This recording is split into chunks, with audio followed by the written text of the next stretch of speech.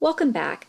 This is part 2 of the Colorado Department of Education webinar, Gifted Identification Assessment Practices, Multiple Pathways to Identification.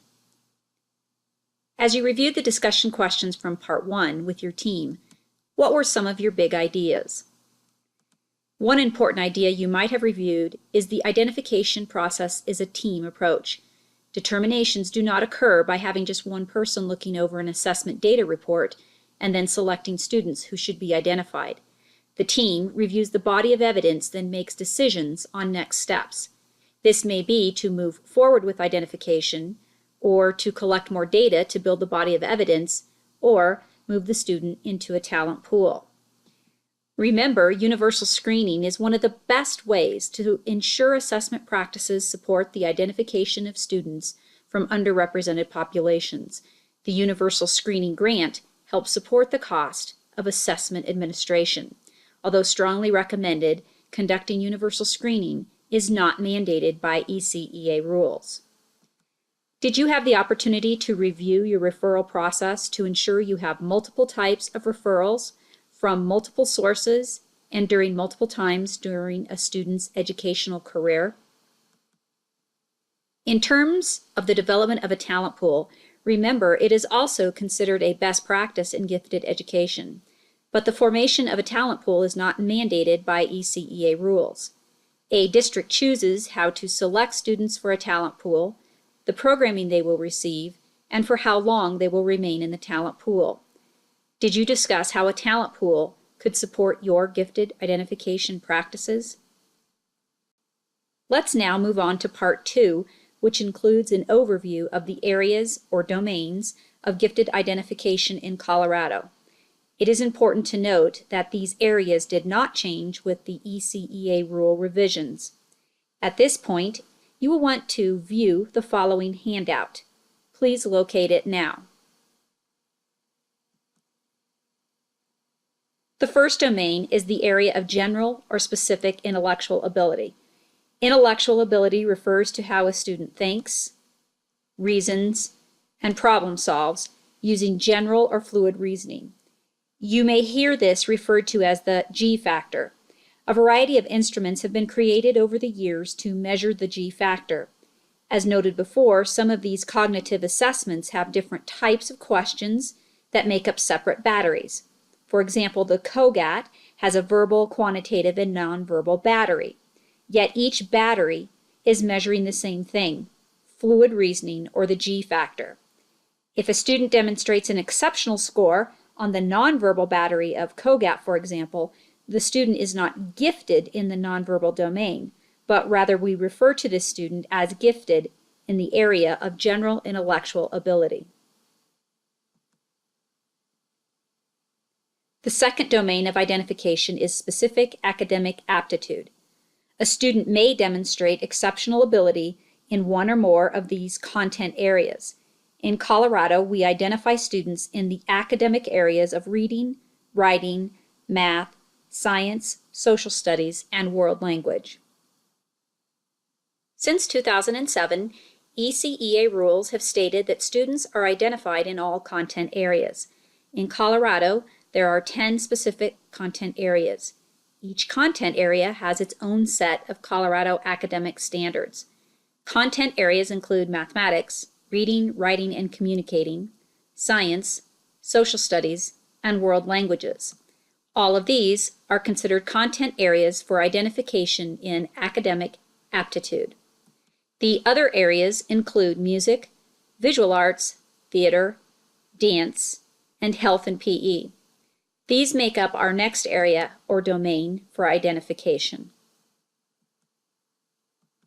So this third area for identification includes specific talent aptitude. Areas under specific talent aptitude include visual arts, performing arts, music, dance, or psychomotor abilities, creative or productive thinking, and leadership abilities. There are a few items to remember in terms of the areas of gifted identification. First, a student may be identified in more than one area.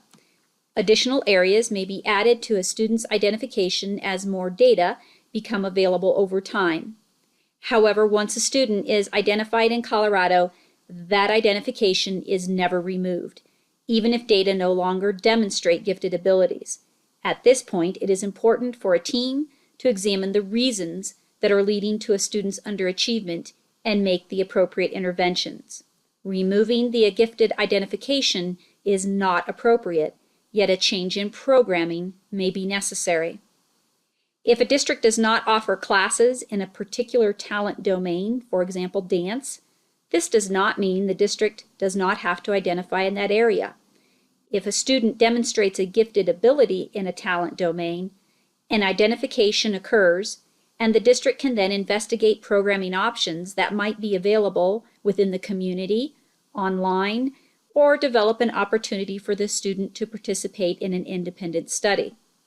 Likewise, few districts offer classes on creativity or leadership, but these abilities can be strengthened or enhanced with differentiated programming within the regular classroom or participation in a variety of clubs, contests, or extracurricular activities. Identification in the area of psychomotor is intended for students that are nationally ranked in their sport, not just ranked at the state level.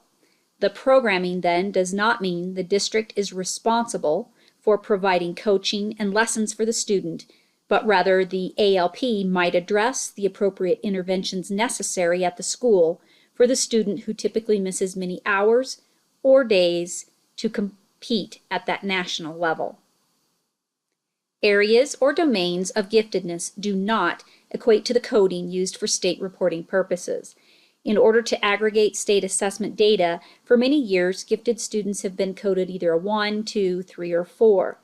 If a student was identified in the content areas of reading and writing, the student was coded a 1, indicating gifted ability in language arts.